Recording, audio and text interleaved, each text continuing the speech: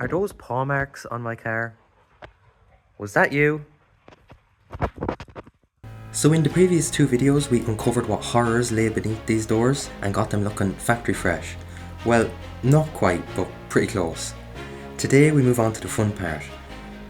Building these doors back up to their full potential. The first thing I wanted to tackle were the rusted window guides. These hold the window in place as it moves up and down inside the door.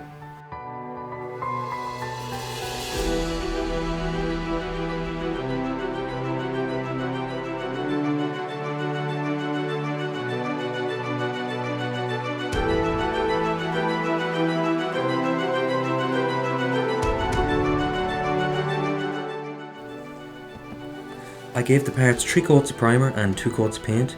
This will give the metal a fighting chance against the damp Irish climate. I went through the same process with all the other components, except painting them silver this time. I doubt these parts will stay this shiny for long, but they look good for now.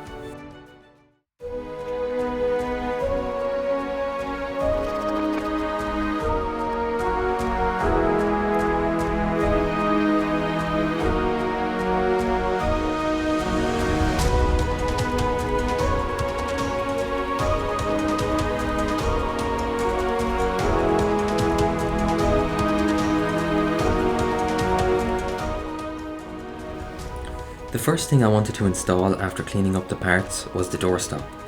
I've already bolted in the doors, but I wanted to see how wide it's supposed to open so it doesn't hit the back of the wing.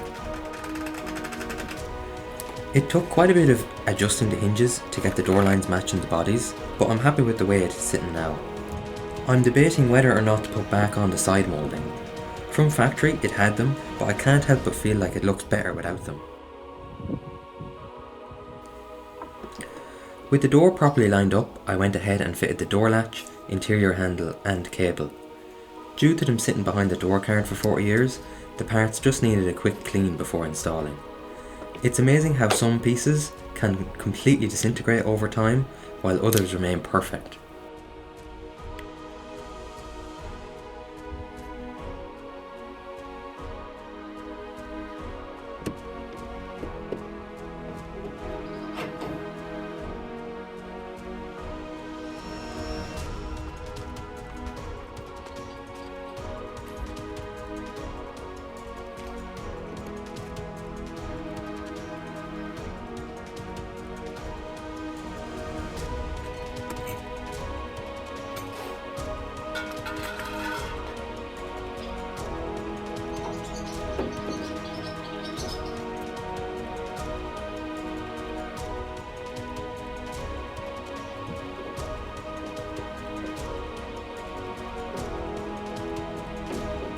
So I can now push forward with the assembly, installing the various small parts that will lay the groundwork for the main components to go in.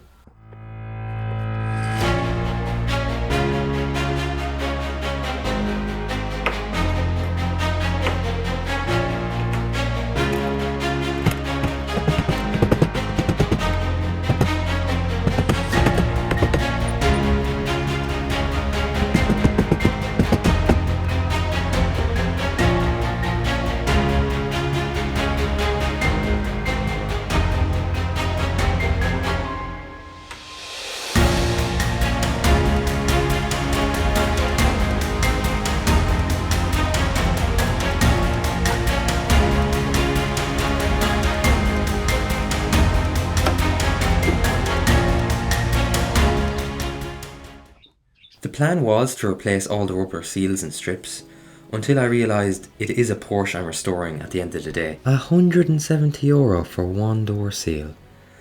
I decided to only buy seals that I absolutely couldn't reuse, which ended up just being the window scraper seals. So what these do is to press against the glass, stopping water from getting in. My original ones were never replaced and it led to this. For the salvageable parts, I gave them a thorough clean and then gave them numerous coats of this black rubber dye. And I have to say, this transformed them. I thought the old parts would let down the whole look of the car, but they ended up almost looking brand new. I decided while I was doing the doors, it would only make sense to do the rear windows as well.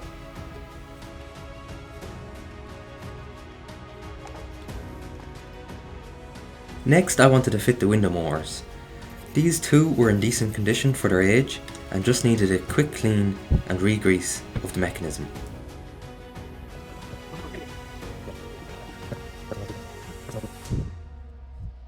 Once they are mounted, we can start the process of fitting the windows. Well, almost. I've kind of been procrastinating fixing the door handles because there's an issue with the lock and I'm not 100% sure on how to fix it. When I first got the car, it was missing its right side door handle. Luckily, the replacement door still had its one, but I wanted to keep the original key. That meant taking apart the new door lock and adapting it to fit my key. I had heard this was possible, but I didn't have a clue of how to actually do it. As it turns out, this was easier than I expected. These little brass pins get pulled in different amounts by the key, depending on how tall they are. If their height doesn't match that section of the key, they'll stick out and the key won't turn. Therefore, it was just a matter of matching the replacement lock pins to the originals. Sorting this out was actually a massive relief. The last thing I wanted to have to do was to get a new key and lock set. Now I can move on to the door handles themselves. A really rare version of the 924, the 924 Martini edition, had chrome door handles. I think they look much better than the standard black, and they would match really well with my stainless steel rear glass hatch. But I couldn't find anywhere willing to chrome aluminium door handles. The next best thing was to sand and polish the aluminium to look like it was chrome.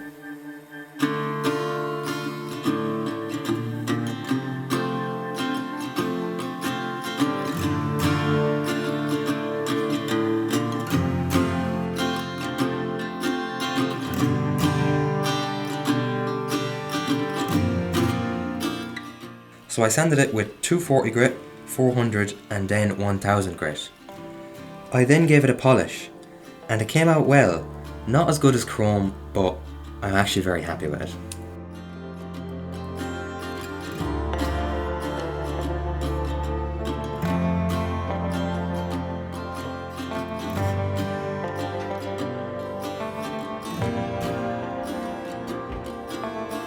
Door handles are in.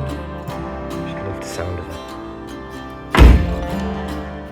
Back glass is in as well. I was now on the home stretch with these doors as I moved on to putting in the windows. This proved quite difficult as they didn't want to sit in the guide rail and I couldn't apply too much force. Through perseverance I got the glass all installed, but not before testing if the mechanism actually works.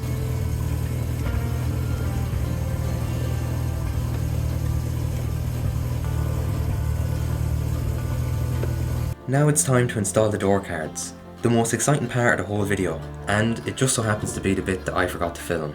Since I had so much luck with the black dye, I decided to do a similar thing with the herringbone fabric to combat the fading, and I actually had some luck. And just like that, all that was left to do was to screw on the door lock button. Putting these doors together was one of the most satisfying parts of the entire restoration. It was a great mix of bodywork and mechanical problem solving. The whole reason I took on this project was to learn how to restore vintage cars, and I do feel the more of these little projects I take off the list, the more confident I am becoming in my ability. Finishing these doors felt like the 924 was finally turning a corner and it was actually light at the end of the tunnel. Progress can only ramp up from here.